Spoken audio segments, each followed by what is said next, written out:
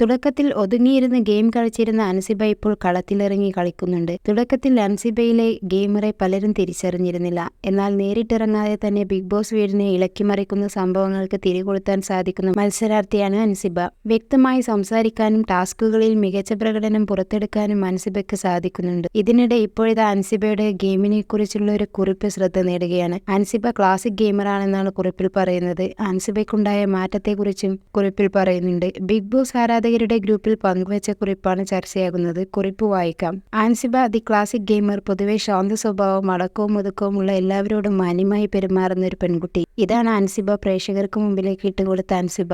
എന്നാൽ first week ഗബ്രിയുമായി ഉണ്ടായ തർക്കത്തിൽ അന്നു മുതൽ ഗബ്രി ഔട്ടാകുന്ന ദിവസം വരെ അവനോട് പകവെച്ച് പുലർത്തുകയും റൂമിലിരുന്ന് ഓരോ ദിവസവും ഋഷിയോടും റോക്കിയോടും മറ്റുള്ളവരെ പറ്റി വാതോരാതെ കുറ്റം പറയുകയും ചെയ്യുന്ന ഒരു വ്യക്തി എന്ന നിലയിലാണ് പ്രേക്ഷകർ ആദ്യ ദിനങ്ങളിൽ അൻസിബയെ കാണുന്നത്. റോക്കി ഔട്ടായ ശേഷം ഋഷിയെ ഈ ഒരു മാന്ത്രിക വലയത്തിൽ നിർത്താൻ അൻസിബയ്ക്ക് സാധിച്ചു. അർജുൻ ഈ നെഗറ്റീവ് കൂട്ടുകെട്ടിൽ നിന്ന് പുറത്തു കടന്നു. അൻസിബ, റോക്കി, ഋഷി, ജാൻമണി എന്നിവരെ വെച്ച് സീസൺ 6 ഇതുവരെ വന്നുപോയ എല്ലാവരെയും പറ്റി വളരെ മോശമായാണ് സംസാരിച്ചിട്ടുള്ളത്. സിജോയെ ഗുരുതരമായി പരിക്കേൽപ്പിച്ച റോക്കിയും താൻ എന്ത് പറഞ്ഞാലും അതിനൊത്തു തുള്ളുന്ന ഋഷിയും എല്ലാവരെയും ലോ ക്ലാസ്സായി കാണുന്ന ജാൻമണിയുമാണ് അൻസിബയുടെ സുഹൃത്തുക്കൾ. നമ്മുടെ അടുത്ത സുഹൃത്തുക്കളുടെ സ്വഭാവത്തിന്റെ ആകെത്തുകയായിരിക്കും നമ്മുടെ സ്വഭാവം എന്ന് പറയുന്നത്. ഇനി ഗെയിം കളിക്കാൻ അറിയാത്ത അൻസിബയെ പറ്റി നോക്കാം.